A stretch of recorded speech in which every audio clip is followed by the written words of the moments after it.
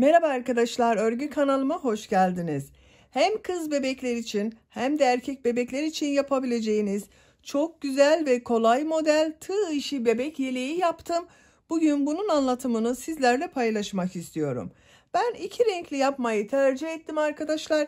Siz isterseniz tek renk yapabilirsiniz veya 3, 4, 5 her renkli kullanarak rengarenk de yapabilirsiniz bu yeleğin örgüsünü. Yeleğin örgüsüne yakadan zincir yaparak başlıyoruz. Ben bugün yelek anlatımını 6-12 aylık bebek ölçüsüne göre yapıyorum. Siz isterseniz bu roba arttırma sırasını 2 sıra fazla yaparak 1-2 yaş içinde aynı sayıda başlayarak bu yeleği yapabilirsiniz. Daha küçük yapmak istiyorsanız da benim yaptığımdan 1 veya 2 sıra önce bırakırsanız 3-6 aylık bebekler için olacaktır. Yelek örgüsünde iplik olarak beyaz renk iplik kullandım. Bakın roba bölümünün burada 100 gramlık 320 metrelik iplikte bakın elimde bu kaldı arkadaşlar. Bu renk olarak da ben bugün bu ipliği kullandım. Canan el örgü ipleri. Renk numarasını soran arkadaşlar için bakın BS027. İplik üzerinde 100 gram iplikte 320 metre var. Bir yumak iplik tam bitti arkadaşlar. Bakın 100 gramlık 320 metrelik iplikten elimde bu kaldı. Bir yumak ipliğe ihtiyacımız var. Bir beyaz bir yeşil ipliği kullandım ben.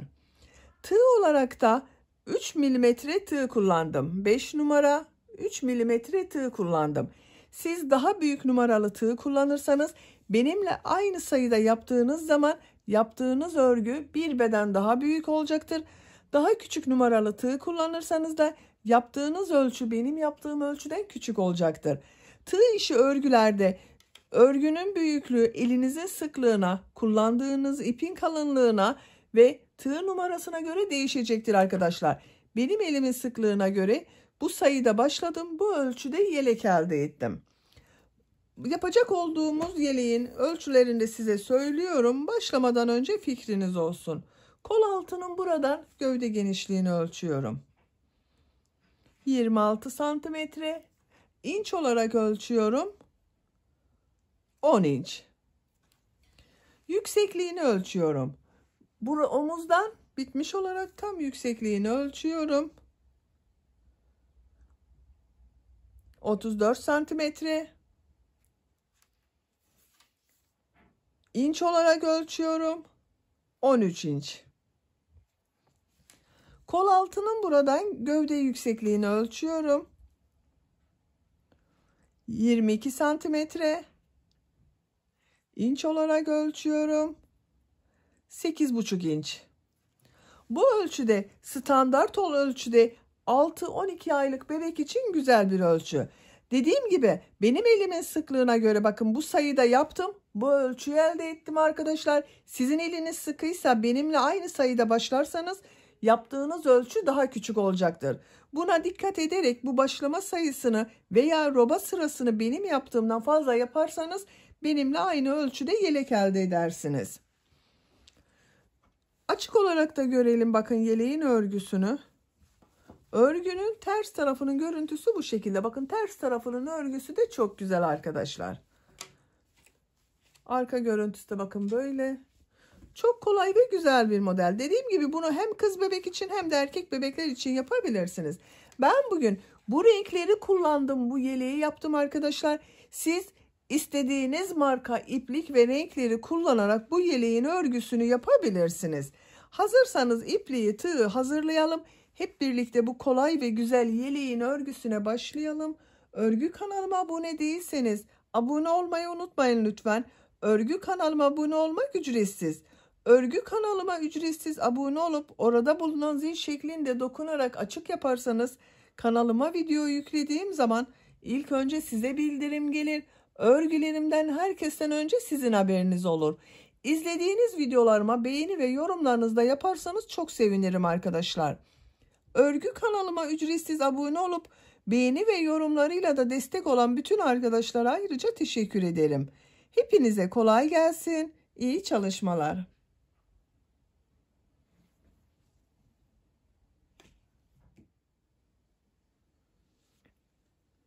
Örgüye yakadan zincir yaparak başlıyoruz. Zincir yapabilmek için ilk ilmeği ben bu şekilde yapıyorum. Size nasıl kolay geliyorsa ilk ilmeği öyle yapabilirsiniz. Zincirleri yapmaya başlıyorum. Çok sıkı zincirler yapmıyorum arkadaşlar. Bakın, çok sıkı zincirler yapmıyorum. 75 zincir yapalım. 75 zinciri yaptım. Çok sıkı zincirler yapmadım bakın. 75 zincirin kaç santimetre olduğunu ölçüyorum.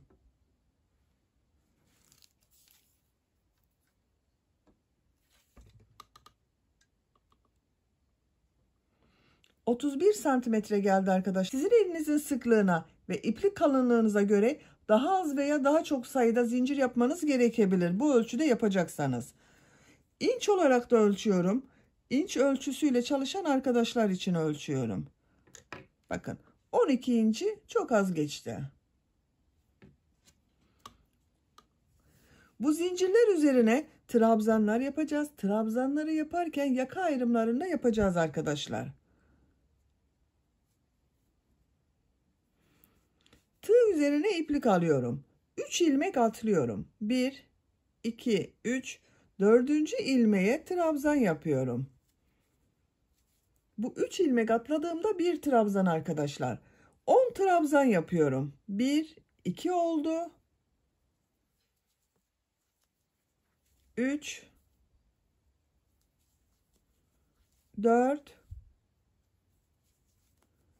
5,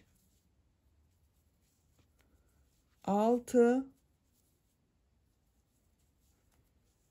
7, 8, 9, 10. Bakın 10 trabzanı yaptım. Tığ üzerine iplik alıyorum. Bakın diğer ilmek üzerine, aynı ilmeği değil, diğer ilmek üzerine 3 trabzan yapıyorum.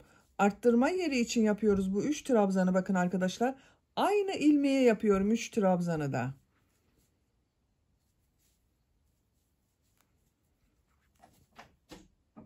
Üç trabzan yaptım aynı ilmek içine. Kol bölümü için 14 trabzan yapıyorum. 1, 2, 3, 4, 5, 6, 7, 8, 9, 10, 11, 12, 13, 14. Kol bölümü için bakın buraya 14 trabzan yaptım.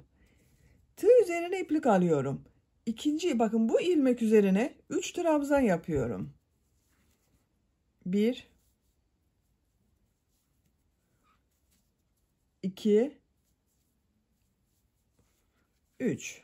Arttırma yeri için buraya 3 trabzan yaptım. 20 trabzan yapıyorum arkadaşlar. 1, 2, 3, 4, 5, 6, 7, 8, 9, 10, 11, 12, 13, 14, 15, 16, 17, 18, 19, 20. 20 trabzan yaptım. Arttırma yeri için bir ilmek üzerine 3 trabzan yapıyorum. 1, 2, 3. Bu kol bölümünde 14 trabzan yaptım. Bu kol içinde buraya 14 trabzan yapıyorum. 1 2 3 4 5 6 7 8 9 10 11 12 13 14. Kol bölümü için 14 trabzan yaptım. Tığ üzerine iplik alıyorum. Bir ilmek içine arttırma yeri için 3 trabzan yapıyorum. 1 2 3. Bakın aynı ilmeğe 3 trabzan yaptım. 10 trabzan yapıyorum. Bakın sıra başında 10 trabzan yaptım. Buraya da 10 trabzan yapıyorum. 1 2 3 4 5 6 7 8 9 10. Bakın yaka ayrımlarını bu ilk sırada yaptım arkadaşlar. 10 trabzan yaptım. Kollar için 14 trabzan yaptım. Bakın buranın ikisinin toplamı 20 trabzan da buraya yaptım. Siz bunu 1 yaş çocuk için yapıyorsanız 87 zincir ile başlayabilirsiniz.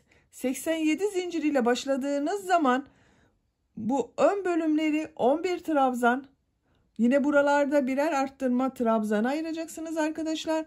Kol bölümlerini 18 trabzan, arka bölümü de 22 trabzan yapabilirsiniz. O zaman 1 yaş ölçüde olacaktır. Benim size vermiş olduğum bu ölçüler benim elimin sıklığına göre arkadaşlar. Sizin elinizin sıklığına göre daha fazla sayıda yapmanız gerekebilir. İkinci sıradayız. İkinci sırada arttırmaları burada yaptığımız bu 3 trabzan vardı. Bakın bir ilmek içine 3 trabzan yaptım. Bunun ortada bulunan ilmekler üzerine arttırma yapacağız. Bir zincir yapıyorum. Örgüyü çeviriyorum. İlk ilmek üzerine trabzan yapıyorum. Diğer ilmekleri de trabzan yapıyorum.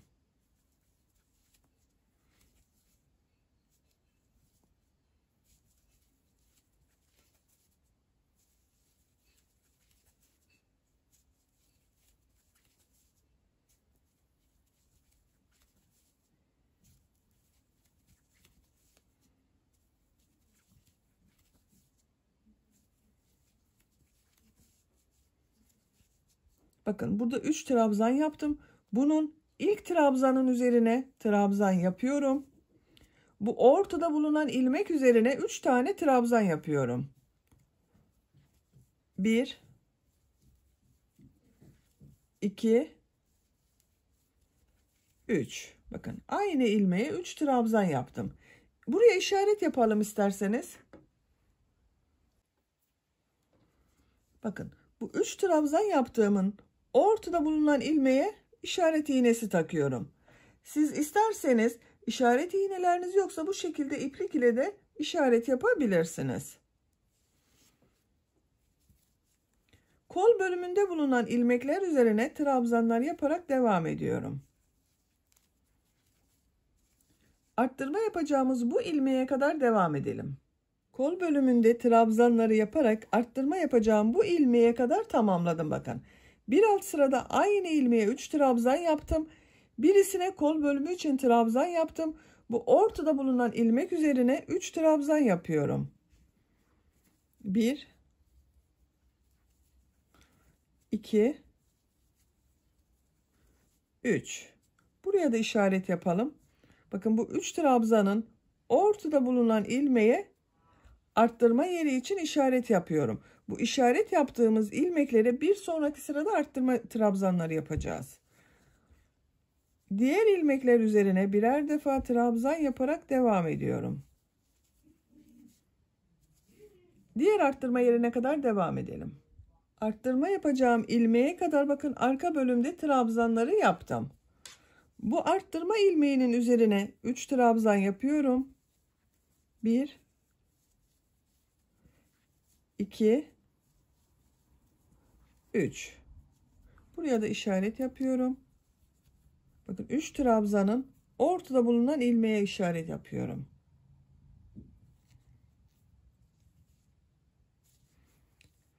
Kol bölümünde bulunan ilmeklere trabzan yaparak devam ediyorum. Arttırma yerine kadar devam edelim.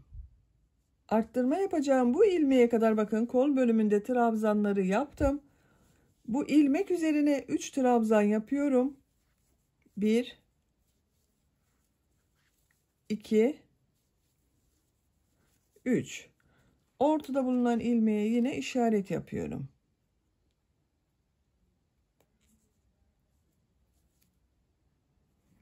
Diğer ilmeklere trabzan yaparak devam ediyorum. Sıra sonuna kadar devam edelim. Sıra sonuna kadar tamamladım. Sıra sonunda bakın bir ilmek kaldı arkadaşlar. İlk sırada 3 ilmek atlayarak yaptığım bir trabzan vardı. Bunun üzerine trabzan yapıyorum. Bu 3. zincir bakın. Bu zincir üzerine bir trabzan yapıyorum. Burası bakın düzgün görünüyor. Son trabzanı da buraya yaptım. 2, 4, 6, 8, 10, 11 trabzan oldu bakın bu arttırmalardan sonra. Şekline bakalım. Bu şekilde oldu. 2 sıra beyaz renk ile yaptım. 3. sıradayız. 3. sırada ben bu renk ile bir sıra sık iğne yapıyorum. Bu arttırma yerlerinde yine 3'er sık iğne arttırması yapacağız.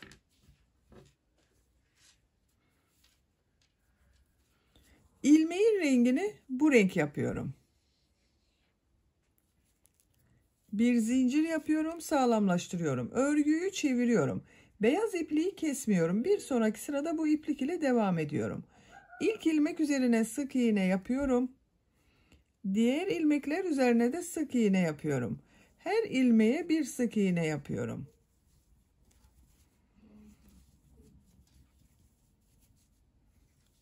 Arttırma yapacağımız buraya kadar sık iğneler yapıyorum.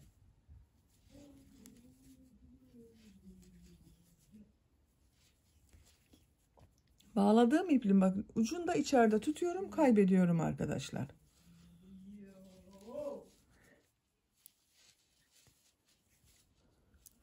Arttırma için işaret yaptığım ilmeğe geldim. Bakın buna geldim.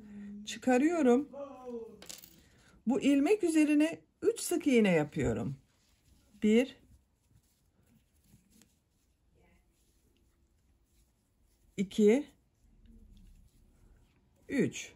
3 sık iğneyi yaptım.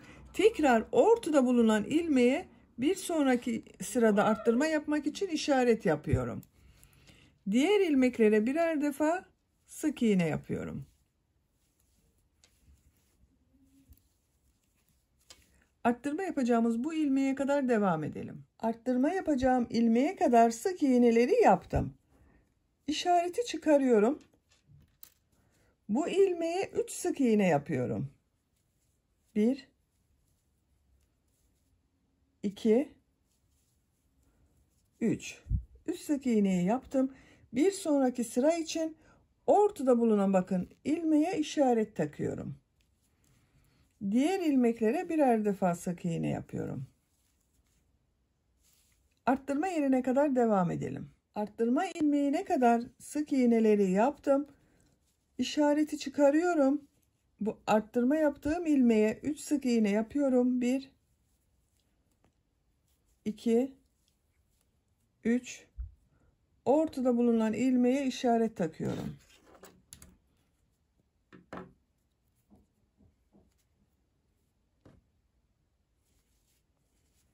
Diğer ilmeklere birer defa sık iğne yapıyorum.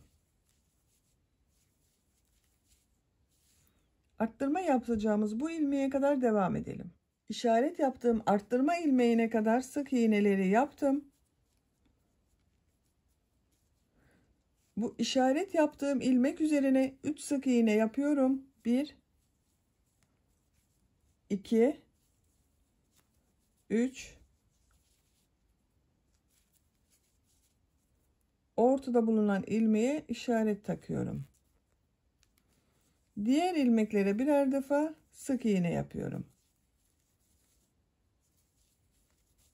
Sıra sonuna kadar devam edelim. Sıra sonuna kadar tamamladım. İpliği burada kesiyorum arkadaşlar. Yeşil renk ipliği kesiyorum. Siz hangi renk yaptıysanız o iplik olacaktır.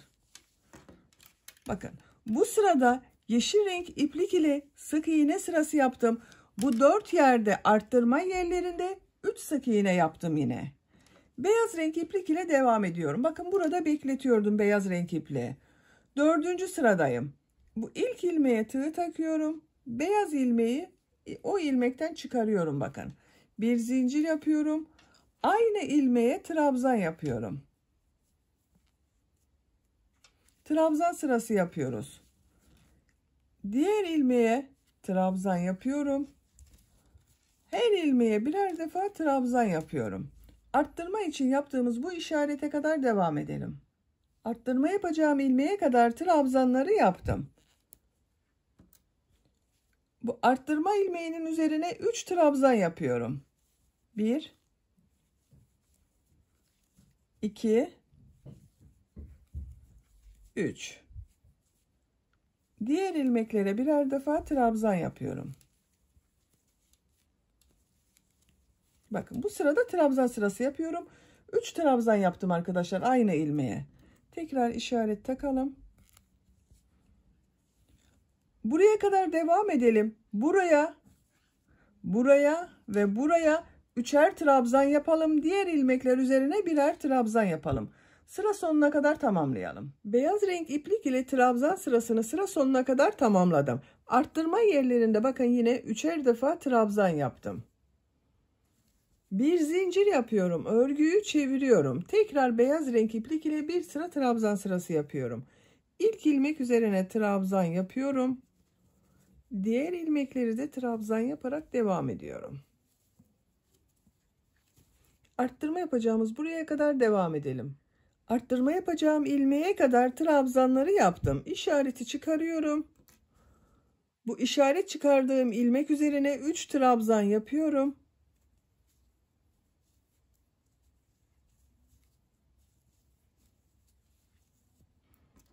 Bir sonraki sıra için ortada bulunan ilmeğe işaret takıyorum. Diğer ilmeklere birer defa trabzan yapıyorum.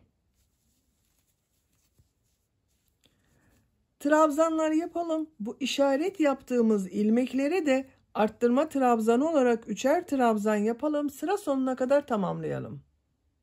Sıra sonuna kadar tamamladım. Arttırma yerlerinde yine arttırmaları yaptım. Arttırma yapacağım ilmeklere bakın işaret taktım. Yeşil renkli ipliğe geçiyorum tekrar. İlmeğin rengini yeşil renkli yapıyorum. Bir zincir yapıyorum. Örgüyü çeviriyorum. İlk ilmek üzerine sık iğne yapıyorum. Sık iğne sırası yapıyoruz. Diğer ilmekleri de sık iğne yaparak devam ediyorum.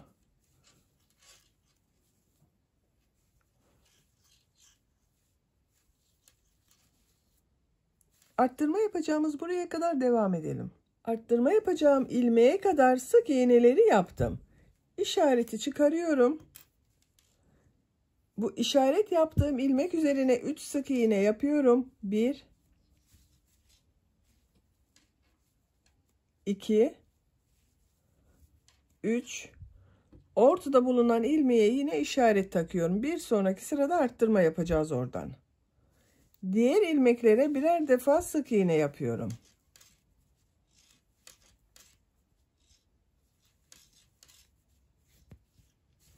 Arttırma yerine kadar devam edelim. Arttırma yerinde 3 sık iğne yapalım. Bu arttırma yerine yine 3 sık iğne. Buraya da 3 sık iğne yapıyoruz. Diğer ilmeklere birer defa. Sıra sonuna kadar devam edelim. Sıra sonunda ipliği keselim. Tekrar buradan beyaz renk iplik ile 2 sıra trabzan sırası yapalım. Tekrar renkli ipliğe geçiş yapalım. Robanın örgüsü bu şekilde devam edecek arkadaşlar. Bakın. Yapacak olduğunuz bebeğinizin büyüklüğüne göre roba sırasını bu 4 noktadan düzenli arttırmalar yaparak 2 sıra beyaz ile trabzan sırası, bir sırada sık iğne sırası yaparak tamamlayalım gelelim. Robanın örgüsünü yapacağım ölçüye göre ben tamamladım arkadaşlar. 4 noktadan arttırmalar yaptım bakın. 1, 2, 3, 4. Kaç sıra yaptığımı sayıyorum. 1, 2, sık iğneler de sayıyorum. 3, 4, 5, 6, 7, 8, 9, 10, 11, 12, 13 sıra oldu. Santimetre olarak ölçüyorum. 10 santimetre yükseklik var. Benim yapacağım ölçü için yeterli. Siz bir beden büyük olsun istiyorsanız bir sıra daha arttırmalar yapabilirsiniz. Ben bu sıradan itibaren kolları gövdeden ayırıyorum. Örgüye gövdenin örgüsüyle devam ediyorum. Bakın 4 yerde yeşil renk iplik ile sık iğneler yaptım. Arada 2'şer sıra trabzan sırası yaptım beyaz renk iplik ile. Bir zincir yapıyorum. Örgüyü çeviriyorum. İlk ilmek üzerine trabzan yapıyorum. Diğer ilmekleri de trabzan yaparak devam ediyorum. Trabzan sırası yaparak kolları gövde bölümünden ayıracağız arkadaşlar. Arttırma yaptığımız yere kadar devam edelim. Arttırma yapacağım ilmeğe kadar trabzanları yaptım. Bu arttırma yerine 2 trabzan yapıyorum. Bakın burada 2 trabzan yapıyorum arkadaşlar. Bir zincir yapıyorum kol altı için. Tığ üzerine iplik alıyorum. Kol bölümünde bulunan bu ilmekleri atlıyorum. Kol ile arka bölümü ayıran bakın. Burada arttırma yaptığım şu 3 trabzanın ortada bulunan trabzan üzerine 2 trabzan yapıyorum. Bakın ön ve arka bölümleri burada birleştirdik arkadaşlar. Kol altında bir zincir yaptım. Diğer ilmekler üzerine trabzan yaparak devam ediyorum. Diğer arttırma yaptığımız buraya kadar devam edelim. Diğer arttırma yapacağım yere kadar trabzanları yaptım. Bu arttırma ilmeğine bakın ortada bulunan ilmek üzerine 2 trabzan yapıyorum. Kol altı için bir zincir yapıyorum. Tığ üzerine iplik alıyorum. Kol bölümünde bulunan bütün trabzanları atlıyorum. Bakın burada bulunan bu 3 ilmekten ortada bulunan ilmek üzerine 2 trabzan yapıyorum. 1 2. Diğer ilmeklere birer defa trabzan yapıyorum.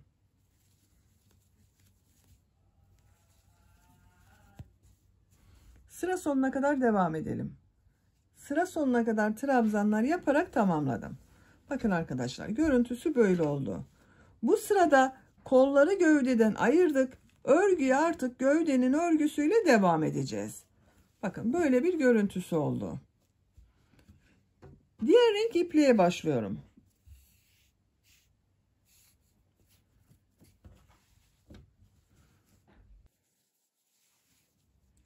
İlmeğin rengini bakın bu renk yapıyorum. Bir zincir yapıyorum. Örgüyü çeviriyorum. İlk ilmek üzerine sık iğne yapıyorum. Sık iğne sırası yapıyorum.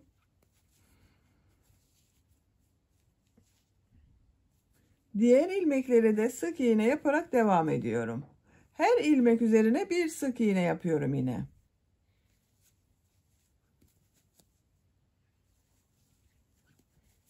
Bakın iplikleri de içeride tutuyorum. Kol altı yaptığımız buraya kadar devam edelim. Kol altı yaptığım yere kadar sık iğneleri yaptım. Kol altında burada bir zincir yaptım. Bu bir zincir üzerine 2 sık iğne yapıyorum. 1 2 aynı ilmeğe 2 sık iğne yaptım. Diğer ilmeklere birer defa sık iğne yapıyorum.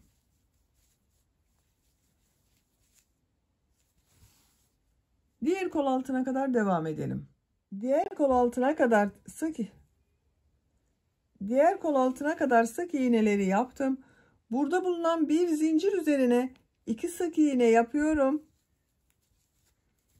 1 2 Diğer ilmeklere birer defa sık iğne yapıyorum.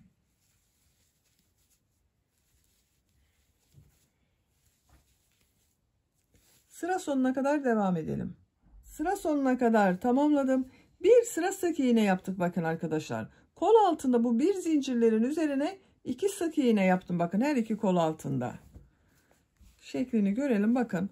Örgünün düz tarafının görüntüsü böyle. Bu sırada model yerleştirmeye başlıyorum.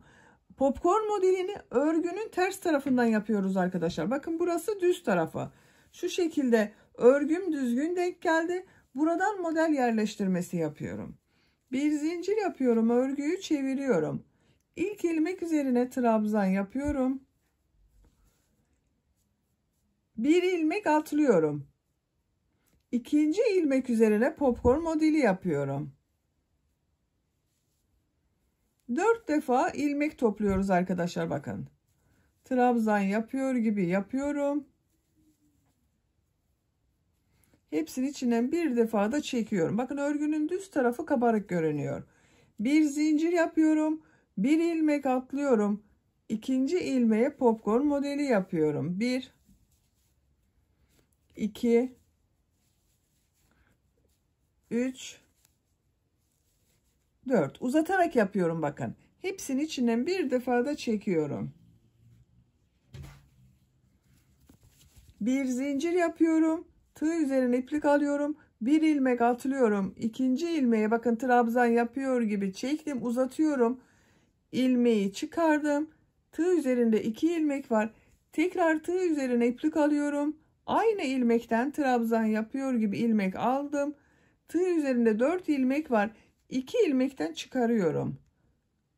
Tığ üzerinde 3 ilmek var. Tekrar tığ üzerine iplik alıyorum. Aynı ilmekten ilmek yapıyorum. 2 ilmekten çıkardım. Tığ üzerinde 4 ilmek var. Tekrar tığ üzerine iplik alıyorum. Bir ilmek daha aldım. İkisinden çıkardım. Tığ üzerinde 2, 4, 5 ilmek var. 4 defa trabzan yapıyor gibi yaptım. Hepsinin içinden bir defa da çekiyorum. Bir zincir yapıyorum. Bir ilmek atlıyorum. İkinci ilmeğe yine popcorn modeli yapıyorum.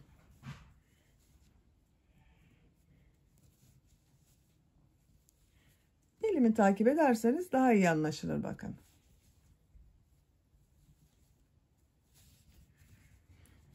Hepsinin içinden bir defa da çekiyorum. Örgünün düz tarafının görüntüsü böyle oluyor arkadaşlar. Bir zincir yapıyorum. Bir ilmek atlıyorum. İkinci ilmeğe popcorn modeli yapıyorum.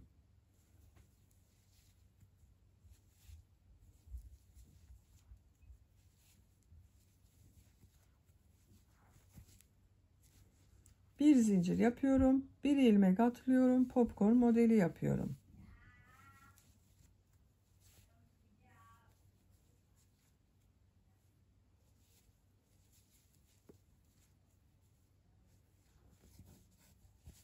Bu şekilde arkadaşlar. Popcorn modelleri yaparak sıra sonuna kadar devam edelim. Modelleri yaparak sıra sonuna kadar tamamladım. Sıra sonunda 2 ilmek kaldı. Bir zincir yapıyorum. Bir ilmek atlıyorum. Son ilmek üzerine trabzan yapıyorum. Bakın bu sırada model kurulumunu yaptım. Kabarık modelleri elde ettim arkadaşlar.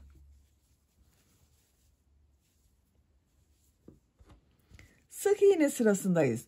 Modeller bir sıra sık iğne, bir sırada bu popcorn modeliyle devam edecek arkadaşlar.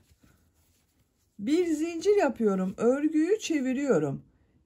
Sık iğne sırası yapıyoruz. İlk ilmek üzerine sık iğne yapıyorum. Bu bir zincirli boşluğa sık iğne yapıyorum. Bakın buraya sık iğne yapıyorum. Bir zincirli boşluğa sık iğne yapıyorum. Bir model üzerine sık iğne yapıyorum. Bir de bu bakın 2 model ortasında bulunan bir zincirli boşluklara sık iğne sırası yapıyoruz arkadaşlar. Sıra sonuna kadar devam edelim. Sık iğneler yaparak sıra sonuna kadar tamamladım. Sık iğneleri bakın 1-2 model ortasında bulunan boşluğa yaptım. Bir de model üzerinde bulunan ilmeğe yaptım arkadaşlar. Sıra sonundayım. Son model üzerine de bir sık iğne yaptım. Burada bakın bir alt sırada bir ilmek atladım. Popcorn modeli yaptım. Burada bir zincir yapmam gerekiyordu arkadaşlar. Onu unuttum. Buraya bir sık iğne yapıyorum bakın. Bu atlama yaptığım boşluğa bir sık iğne yapıyorum. Bu en sonda bulunan trabzanın üzerine bir sık iğne yapıyorum. Bakın. Bir alt sırada unuttum ama ondan hiçbir şey olmayacaktır. Bakın düzelttik burada. Bir zincir yapıyorum. Örgüyü çeviriyorum. Model yaptığımız sıradayız. İlk ilmek üzerine trabzan yapıyorum. Bir zincir yapıyorum. Bakın bu sefer zinciri yaptım. Bir ilmek atlıyorum. İkinci ilmek üzerine popcorn modeli yapıyorum.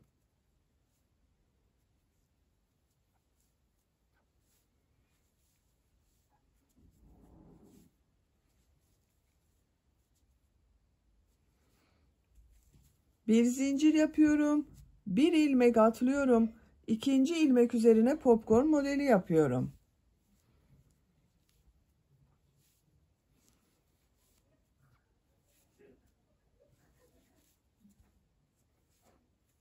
Bir zincir yapıyorum. Bir ilmek atlıyorum. İkinci ilmek üzerine popcorn modeli yapıyorum.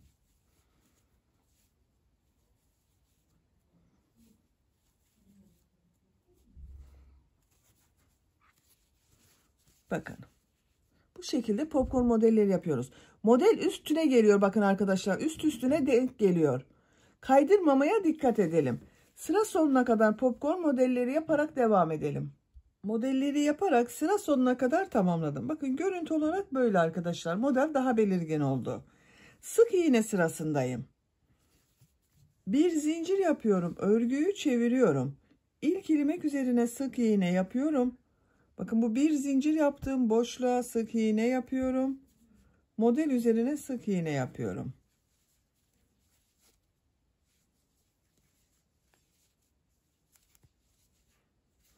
Sıra sonuna kadar devam edelim. Sık iğneler yaparak sıra sonuna kadar tamamladım. Bir zincir yapıyorum, örgüyü çeviriyorum. Örgünün ters tarafındayım, model sırasındayım. İlk ilmek üzerine bir trabzan yapıyorum. Bir zincir yapıyorum, tığ üzerine iplik alıyorum. Bir ilmek atlıyorum. İkinci ilmek üzerine popcorn modeli yapıyorum.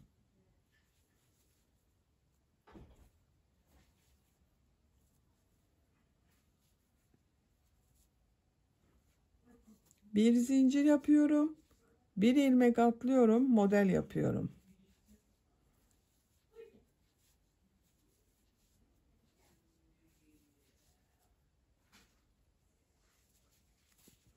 Bakın arkadaşlar.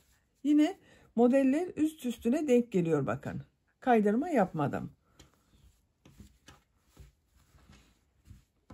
Model sırası bir sıra sık iğne, bir sıra model sırasından oluşuyor arkadaşlar. Gövde bölümünün örgüsünü tercihinize göre istediğiniz kadar model sırasını tekrarlayarak tamamlayalım. Modelleri yaparak sıra sonuna kadar tamamladım. Sıra sonunda yine bir zincir yaptım, bir ilmek atladım, bir trabzan yaptım. İkinci model sırasını tamamladım. Burada ben renk değiştirmek istiyorum arkadaşlar. Bakın üçüncü model sırasına başlayacağız. Sık iğne sırasındayım. Bu sırada beyaz renk ipliğe geçiş yapıyorum. Siz isterseniz tek renk olarak bu gövde bölümünü devam edebilirsiniz. Ben iki rengi de kullanmak istiyorum. İlmeğin rengini beyaz renk yapıyorum. Bir zincir yaptım, sağlamlaştırdım. Örgüyü çeviriyorum. İlk ilmek üzerine sık iğne yapıyorum. Bakın iplikleri de içeride tutuyorum. Sık iğne sırası yapıyoruz. Bu bir zincirli boşluğa sık iğne yapıyorum. Model üzerinde bulunan bu ilmeğe sık iğne yapıyorum. İki model ortasına sık iğne yapıyorum. Sık iğne sayılar hiç değişmiyor. Her sırada aynı olacak arkadaşlar. Bakın 2 model ortasına sık iğne yapıyorum. Model üzerine sık iğne yapıyorum. Bu şekilde bakın. 3. model sırasını beyaz renk iplik ile başladım. Sıra sonuna kadar sık iğneler yaparak devam edelim. Bir zincir yapıp geriye dönelim. Model yerleştirmesini yapalım. Gövde bölümünün örgüsünü tercihinize göre bu renk sıralamalarını yapabilirsiniz. Tek renk yapabilirsiniz, 2 renkli yapabilirsiniz veya farklı renkler kullanarak rengarenk de yapabilirsiniz arkadaşlar. Gövde bölümünün örgüsünü tercihinize ve yapacak olduğunuz bebeğin büyüklüğüne göre model sıralarını tekrarlayarak tamamlayalım. Gövde örgüsünü 11 model sırası olarak tamamladım. 1, 2, 3, 4, 5, 6, 7, 8, 9, 10, 11. Santimetre olarak da ölçüyorum. Sadece model yaptığım sıraları ölçüyorum bakın. 18 santimetre yükseklik var. İnç olarak ölçüyorum. 7 inç. İpliği burada kesiyorum.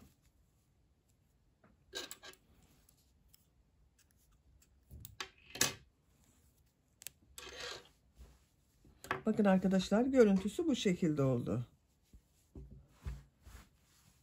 Şimdi ön patları yapacağız. Ön patlarda sık iğne yapıyorum. Beyaz renk iplik ile yapıyorum.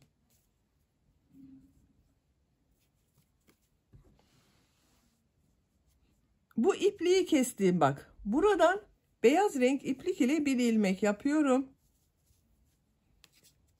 Bir zincir yaptım, sağlamlaştırdım. Aynı ilmeğe sık iğne yapıyorum.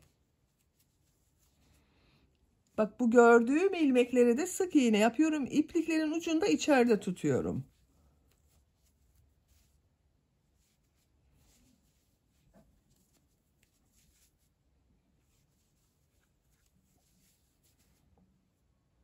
Her sıraya bak. Bu her sıraya 2 sık iğne yapıyorum. Sık iğne yaptığım sıraya 1 sık iğne yapıyorum. Benim böyle güzel denk geliyor. Siz elinizin sıklığına göre bu sık iğne sıklığını ayarlayabilirsiniz. Bakın arkadaşlar, bu şekilde sık iğne yapıyoruz. Yaka başlangıcına kadar devam edelim.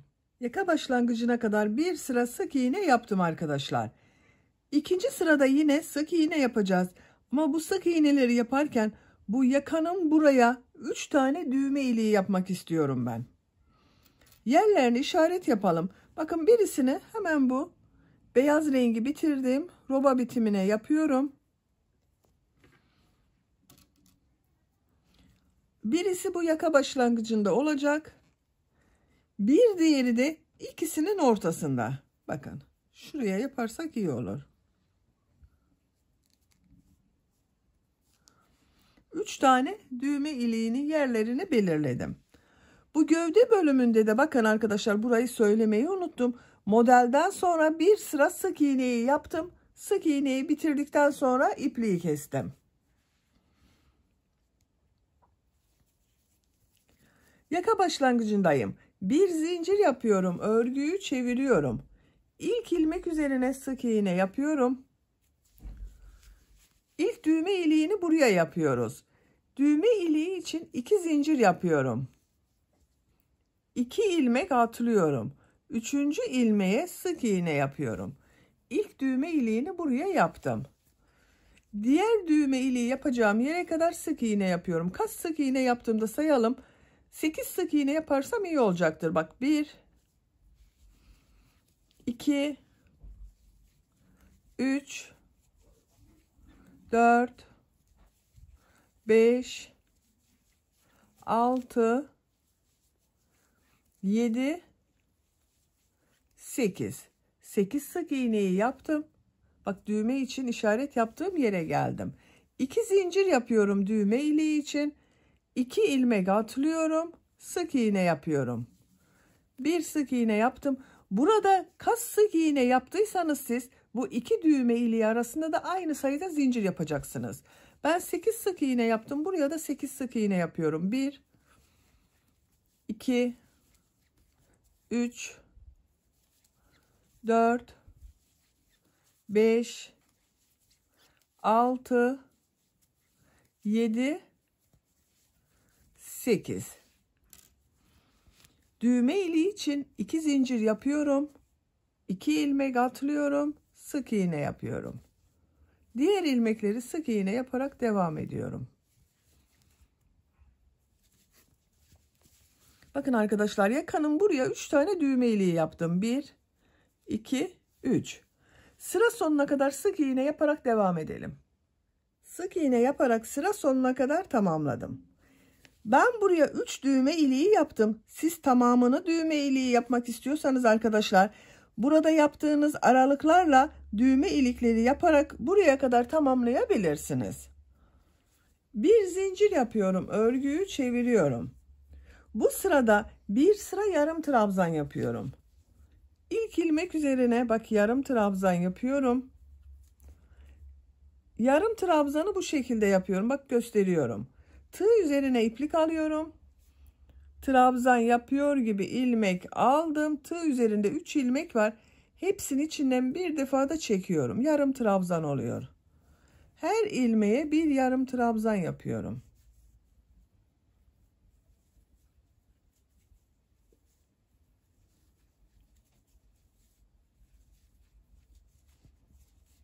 Bu şekilde. Bu düğme iliği yaptığımız yere kadar devam edelim. Yarım trabzanlar yaparak bak düğme iliği yaptığım yere kadar tamamladım. Düğme iliği için buraya 2 zincir yaptım. Üzerine 2 yarım trabzan yapıyorum. 1, 2. Diğer ilmeklere yarım trabzan yapıyorum.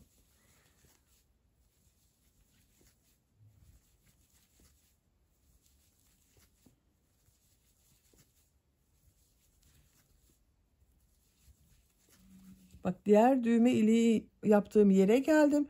Bunun üzerine de 2 yarım trabzan yapıyorum. Diğer ilmeklere birer defa yarım trabzan yapıyorum.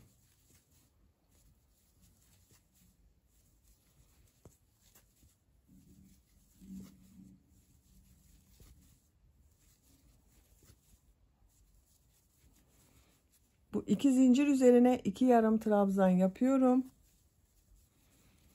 Son ilmek üzerine bir yarım trabzan yapıyorum. Bakın arkadaşlar, bu sırada düğme ilikleri daha belirgin oldu. 1, 2, 3. Görüntüsü böyle oldu. Diğer tarafa da 2 sıra sık iğne, bir sırada yarım trabzan yapacağız. Burada yaptığımızın aynısını. Oraya düğme iliği yapmayacağız.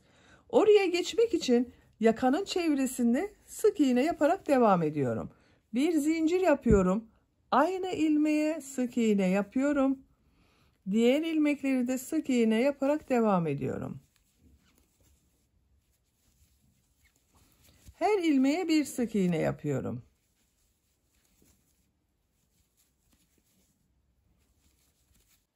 Bakın bu şekilde sık iğneler yapıyoruz. Yakanın çevresinde sık iğne yaparak diğer yaka başlangıcına kadar devam edelim. Yakanın çevresinde sık iğne yaparak bakın buraya kadar tamamladım.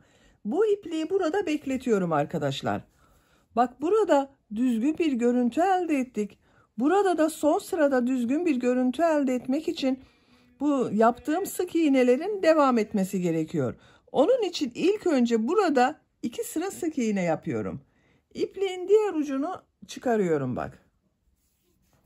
Bunu burada bekletiyorum, kesmedim. Yaka başlangıcından buradan ilmekten bir ilmek yapıyorum. Bir zincir yaptım, sağlamlaştırdım. Sık iğne yapıyorum.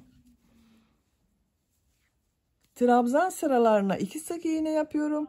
Sık iğne yaptığım sıraya bir sık iğne yapıyorum.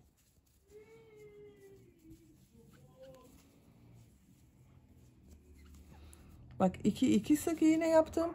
Bu sık iğne sırasına bir sık iğne yapıyorum.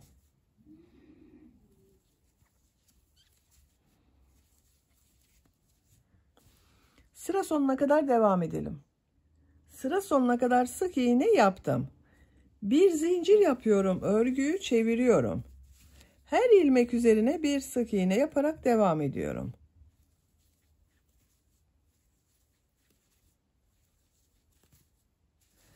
Sıra sonuna kadar devam edelim. İkinci sırada sık iğne yaparak yaka başlangıcına kadar tamamladım. İpliği burada kesiyorum.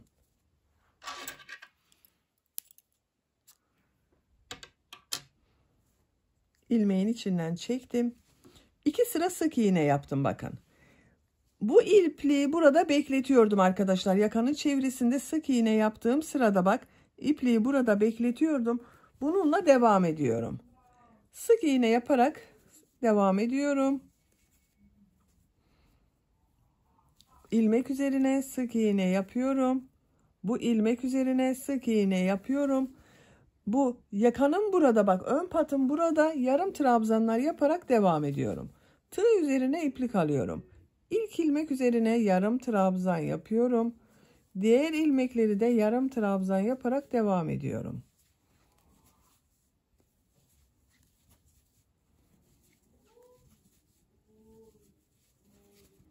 Bakın, ipliği burada beklettiğimiz için burada güzel bir görüntü oldu. Bak, bir kopukluk olmadı arkadaşlar. Sıra sonuna kadar yarım trabzan yaparak devam edelim. Son sırada yarım trabzan yaparak bakın diğer patı da tamamladım arkadaşlar. Buranın aynısı oldu. Buraya düğme iliği yapmadık bakın. Şöyle bakalım. Buraya düğmesini dikeceğiz. Bu düğme iliklerini de takacağız bak. Şimdi bu uç bölümde bir düz bir ters örgüler yapacağız. Onu yapmak için de bir sıra trabzan sırası yapıyorum. Bak buradayım. 3 zincir yapıyorum. İlk ilmek üzerine trabzan yapıyorum. Diğer ilmeklere bak trabzan yaparak devam ediyorum.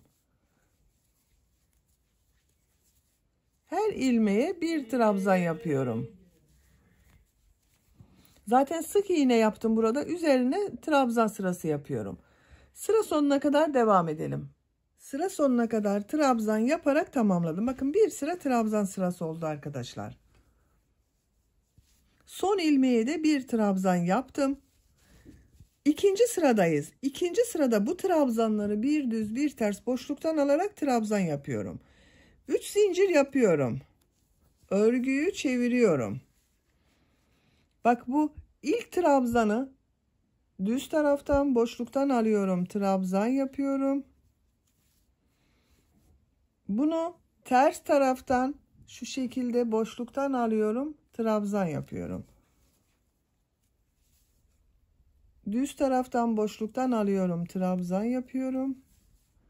Ters taraftan boşluktan alıyorum. Trabzan yapıyorum.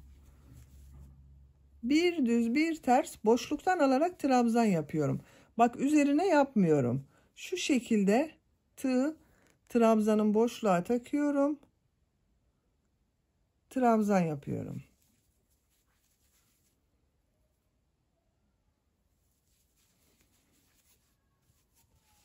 Görüntü olarak böyle oluyor bak düz tarafı. Sıra sonuna kadar bir düz bir ters boşluktan alıp trabzan yapalım. Bir düz bir ters boşluktan alıp trabzan yaparak sıra sonuna kadar tamamladım. Sıra sonunda bakın bir trabzan kaldı. Bunu da düz tarafta bak şu şekilde boşluğa takıyorum. Trabzan yapıyorum. Bakın arkadaşlar görüntüsü böyle oldu. Üçüncü sıradayız. 3 zincir yapıyorum. Siz bunu isterseniz 2 zincir de yapabilirsiniz tercihinize göre. Buranın nasıl görünmesini istiyorsanız o şekilde 2 veya 3 zincir yapabilirsiniz. Ben bugün 3 zincir yapıyorum. Bu sırada bu yaptığım trabzanları nasıl görüyorsam o yönde boşluktan alıp trabzan yapıyorum. Ters tarafta görünüyor. Ters taraftan boşluktan alıyorum, trabzan yapıyorum. Düz tarafta görünüyor. Düz taraftan boşluktan alıyorum, trabzan yapıyorum.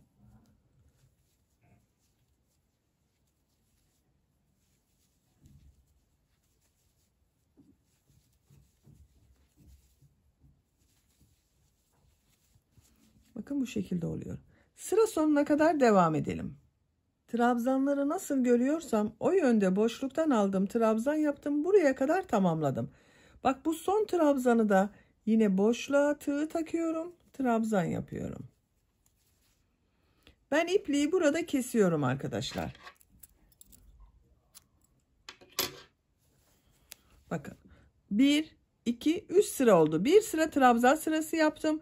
İkinci sırada bir düz bir ters boşluktan aldım, trabzan yaptım. Üçüncü sırada da nasıl görüyorsam o yönde boşluktan aldım, trabzan yaptım. Görüntüsü bakın bu şekilde oldu.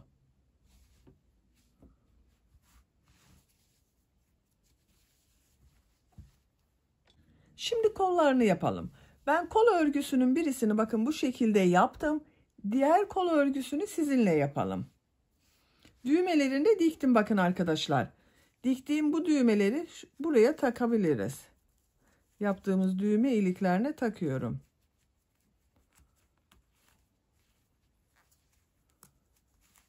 Bakın.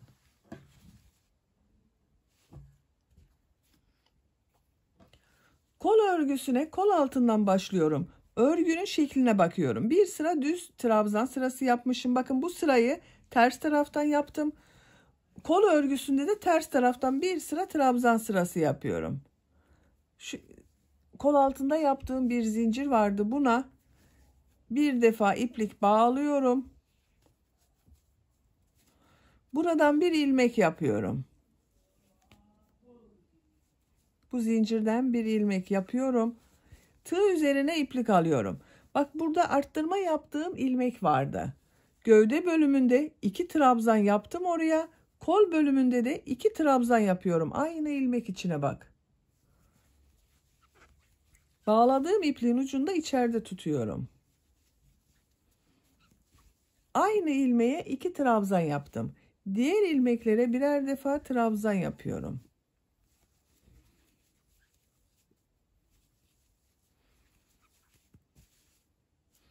Sıra sonuna kadar devam edelim. Her ilmeğe birer defa trabzan yaparak bak sıra sonuna kadar tamamladım. Gövde bölümünde bu arttırma yaptığım ilmeğe geldim. Buraya bak 2 trabzan yaptım. Kol bölümü içinde aynı ilmeğe 2 trabzan yapıyorum. 1 2. Bu ilmeği ilk yaptığım bu ilmek ile ilmek kaydırma yaparak sırayı birleştiriyorum. Çektiğim tığ üzerinde bulunan ilmekten de çektim. Bakın arkadaşlar, burada düzgün bir görüntü elde ettik. Gövdenin devamı gibi oldu bak burası.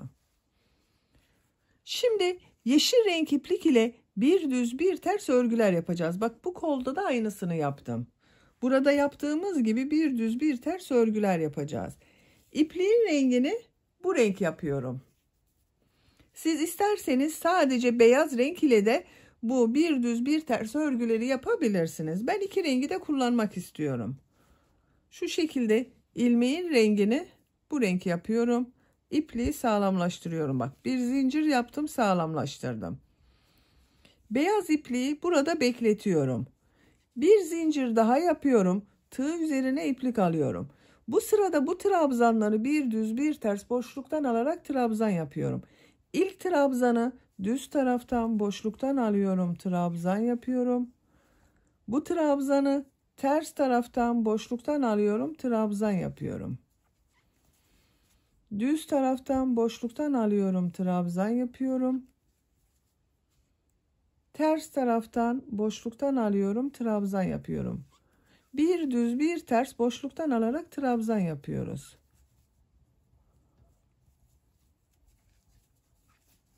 Bak bu şekilde. Sıra sonuna kadar devam edelim. Kol bölümünde trabzanları bir düz bir ters boşluktan aldım, trabzan yaptım. Sıra sonuna kadar tamamladım. Sıra sonunda bakın son trabzanı ters taraftan boşluktan aldım, trabzan yaptım. Sıra başında bak düz taraftan boşluktan aldım, trabzan yaptım. Bu iki zincir yaptığımda ters tarafta görünen trabzan olacak.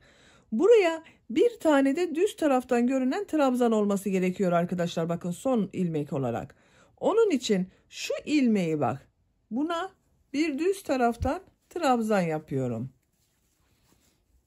Hem kol daha rahat olacaktır bu şekilde. Çift sayı olduğu için yuvarlak yapacağımızdan bir ilmek eksik geldi. Onun için bak buraya bir trabzan yaptım. Son ilmek ile ilk ilmeği ilmek kaydırma yaparak birleştiriyorum. Burada beklettiğim beyaz ipliği de bak üste alıyorum. İçinden çektim. Bakın sırayı birleştirdim.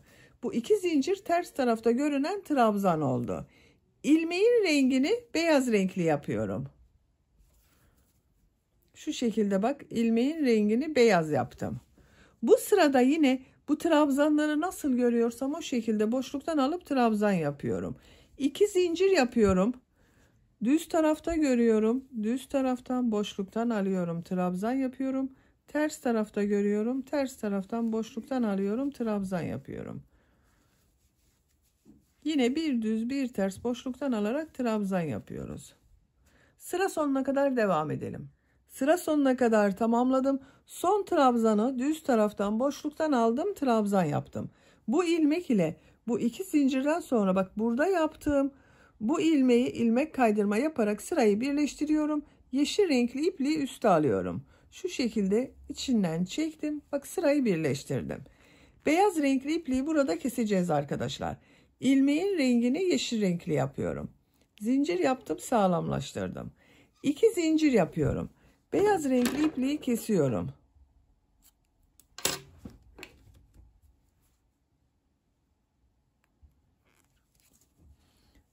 Tığ üzerine iplik alıyorum. Bu sırada yeşil renk iplik ile trabzanları nasıl görüyorsam o şekilde boşluktan alıp trabzan yapıyorum. Düz tarafta görüyorum. Düz taraftan boşluktan aldım. Trabzan yaptım.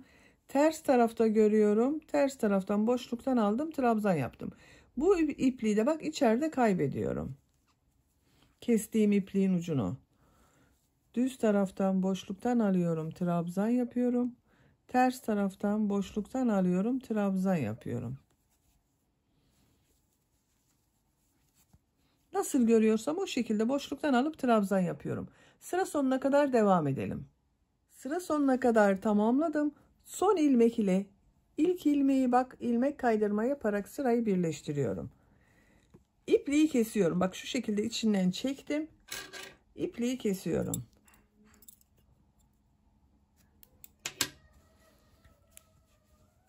Bakın arkadaşlar böyle oldu. Bir sıra beyaz renk iplik ile trabzan sırası yaptım. Yeşil renk iplik ile bir düz bir ters örgü yaptım. Beyaz ve yeşil ile de 2 sıra daha nasıl görüyorsam o yönde boşluktan aldım, trabzan yaptım. Bu yükseklik benim için yeterli. Siz isterseniz bir sıra daha beyaz ile bir düz bir ters örgü yapabilirsiniz. Örgünün ters tarafından ipliği çekiyorum bak.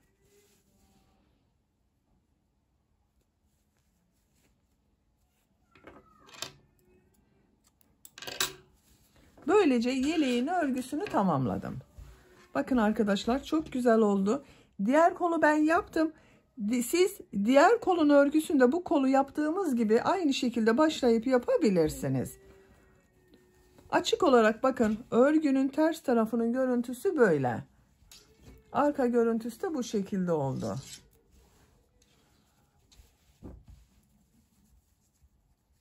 Düğmelerini takıyorum.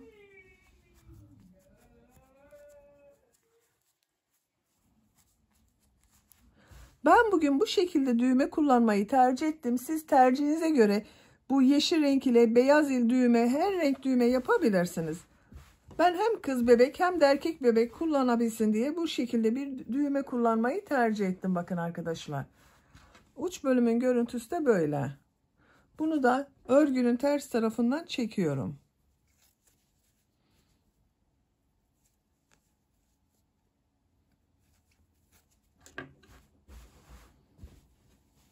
Çok güzel oldu bakın yelek arkadaşlar. Bitmiş olarak size ölçülerini söylüyorum. Kol altının buradan gövde genişliğini ölçüyorum. 26 santimetre. İnç olarak ölçüyorum. 10 inç. Yüksekliğini ölçüyorum. Kol altının buradan yüksekliğini ölçüyorum. 22 santimetre.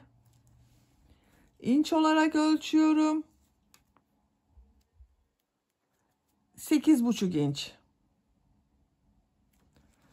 Tam yüksekliğini ölçüyorum.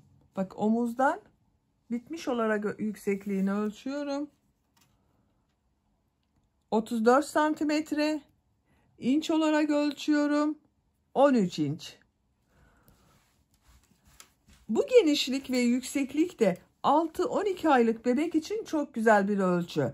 Benim size söylemiş olduğum bu ölçü standart beden ölçüsü arkadaşlar. Sizin bebeğinizin kilosuna göre daha küçük bebeğe de olabilir, daha büyük 1-2 yaş arası bebeğinize de olabilir bu ölçü. İplik olarak çok az kaldı. Yeşil renk iplikten bakın bu kaldı arkadaşlar. Beyaz renk iplikten de bu kaldı. Bir yumak iplikten bunlar kaldı. Bir örgü anlatımının daha sonuna gelmiş oldum. Beni dinlediğiniz ve izlediğiniz için hepinize çok teşekkür ederim. Örgü kanalıma abone değilseniz abone olmayı unutmayın lütfen. Örgü kanalıma abone olmak ücretsiz. Örgü kanalıma ücretsiz abone olup orada bulunan zil şeklinde dokunarak açık yaparsanız kanalıma video yüklediğim zaman ilk önce size bildirim gelir. Örgülerimden herkesten önce sizin haberiniz olur. İzlediğiniz videolarıma beğeni ve yorumlarınızı da yaparsanız çok sevinirim arkadaşlar. Sizlerle yeni örgülerde görüşmek dileğiyle. Hoşça kalın, sevgiyle kalın.